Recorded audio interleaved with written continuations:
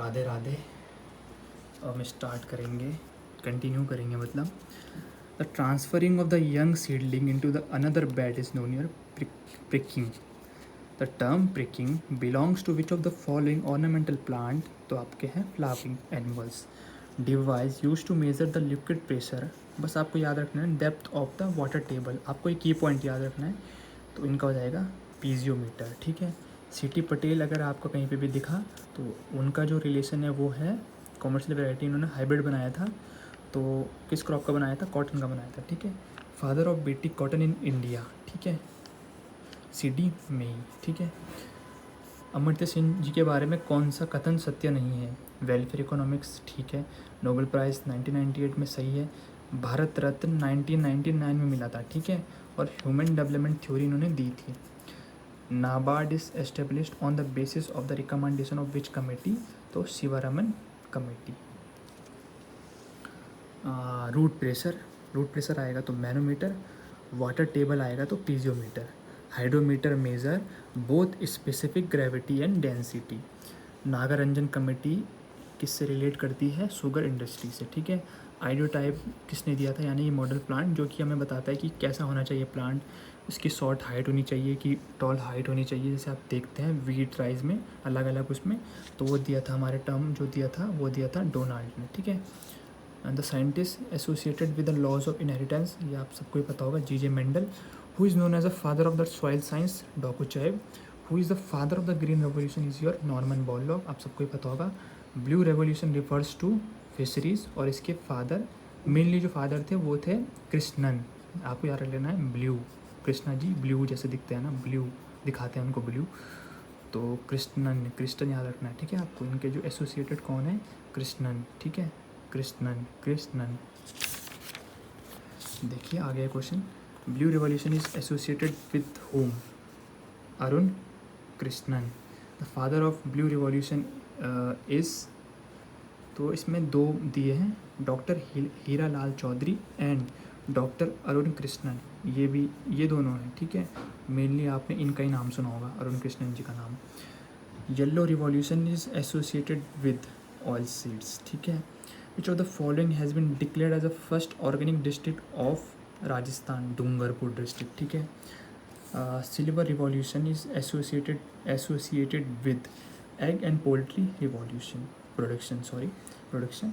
Which among the following revolution is related to fertilizers? तो ये आपका है grey revolution.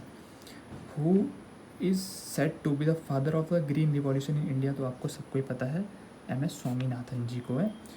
UN declared 2016 as international year of, तो ये आपका है पल्सेस। ठीक है। Which of the following day is celebrated as the national farmer day? तो 23 December. World soil and water and world forestry day are celebrated every year on 5th December and 21 March. ठीक है। World metrological day is celebrated on 23 March. The book entitled handbook of agriculture is published bye ICR new Delhi, जो कि शायद से आपके KL Chadha साहब ने की है, मतलब पब्लिश की है या फिर एंटाइटल्ड की है, तो इसी पक्का नहीं है, आप देख लेना एक बार। The system of soilless culture is known as hydroponics. Soilless culture, the process of growing plant in air or mist environment without the use of the soil is known as aeroponics.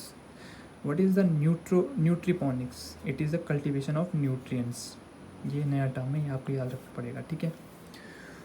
Which of the following is soil information system in India? तो NERIS. The gas generated from the cow dung during the anaerobic decomposition is called as biogas. Which of the following is not correctly matched? तो ये आपके हैं, ये आपका है Indian institute of remote sensing, जो कि आपका देहरादून उत्तराखंड में है। ठीक है। National remote sensing centre is located at ईस्टवाइल and national remote sensing agency. ठीक है। Indian institute of remote sensing is situated at Dehradun, ठीक है। Among the following narrow band vegetation indices NDVI has been considered as greenness और leaf pigment indices, ठीक है। आपको याद रख लेना है NDVI, ठीक है। ये एक इंडेक्स होता है, ठीक है, जो कि मेरे को इसका फुल फॉर्म तो याद नहीं, नेशनल डेफिशिएंट वेजिटेशन इंडिसेस। इसका साइड से कुछ आप देख लेना एक बार, कंफर्म नहीं हूँ मैं। इन रिमोट सेंसिंग नॉर्मलाइज्ड, हाँ सॉरी नॉर्मलाइज, इसका ये नहीं है, इसका ये है, इसका जो वो है नॉर्मलाइज्ड डिफरेंस वेजिटेशन इंडेक्स, इसकी फुल फॉर्म है, ठीक है। नॉर्मलाइज्ड डिफरेंस वेजिटेशन इंडेक्स इसका is an index to measure of the vegetation health. Pick the incorrect statement, इसके बारे में हमें इनकरेक्ट स्टेटमेंट को पिक करना है। तो देखिए, healthy plant have a high NDVI value, बिल्कुल सही। Irrigated crop appear bright green in a colour real colour simulated image, ठीक है। Phenology and vigour are the main factor affecting, phenology means flowering habits and vigour मतलब growth उसकी कैसी है, ठीक है। इफेक्टिंग है, इफेक्टिंग NDVI, और ये वाला गलत है आपका, ठीक है। Stressed vegetation would appear uniformly bright, ठीक है।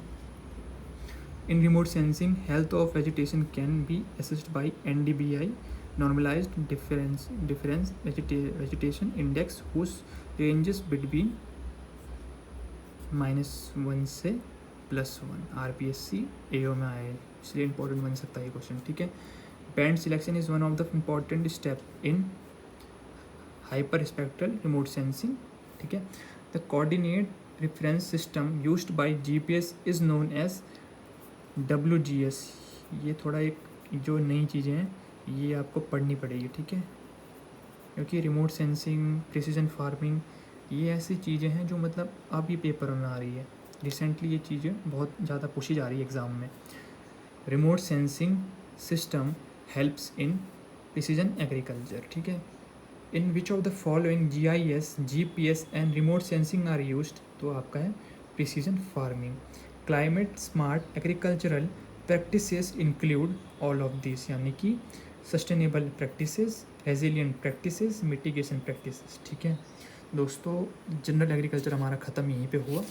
अब इसके बाद हम स्टार्ट करेंगे दूसरे सब्जेक्ट्स जैसे agronomy, soil science, horticulture, animal husbandry, engineering, genetic and plant breeding and etcetera, बहुत सारे सब्जेक्ट हैं। तो इस वीडियो में इतना ही, धन्यवाद।